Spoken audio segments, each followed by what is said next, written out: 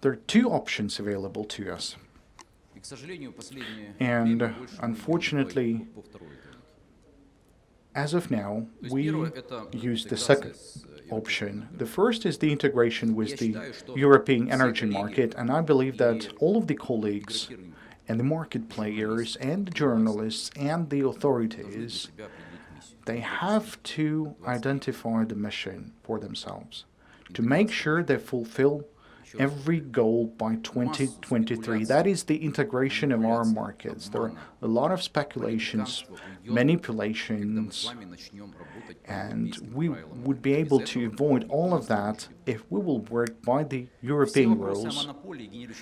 Any issues regarding monopoly will be terminated because of the new market, and the European regulators would not allow to use those practices and the mechanisms that currently used in the energy market in Ukraine. This is the option that we supported all the time throughout the history of our company.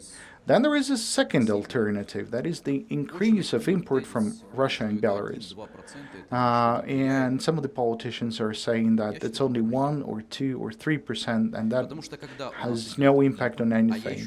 And I believe it has an impact. Whenever we have an import, now we have a commercial import.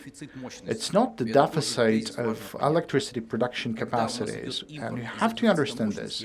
Whenever there is problems with electricity, that is the emergency assistance. That is something that is produced and bought by the Ukrenergo, and now we have the private companies buying electricity from Russia and Belarus, and this is 3 or 4%. It's not that important. What is important is that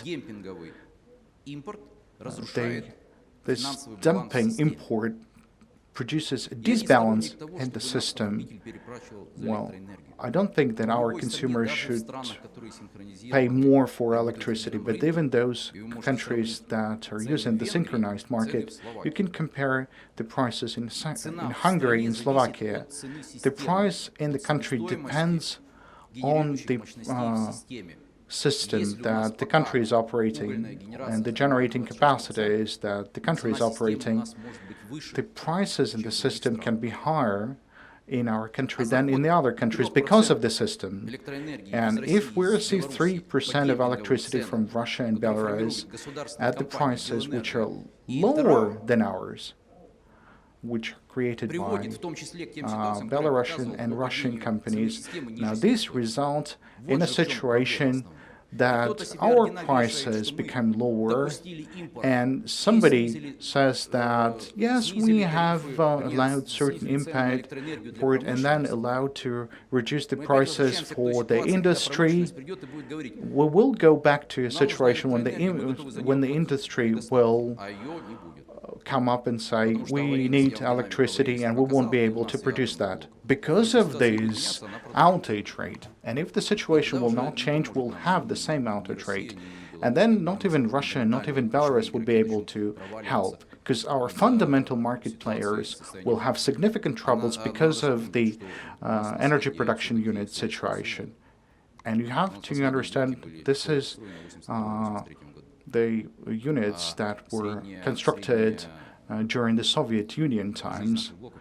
The average life cycle of the unit is around 50 years, and they were constructed over 50 years ago.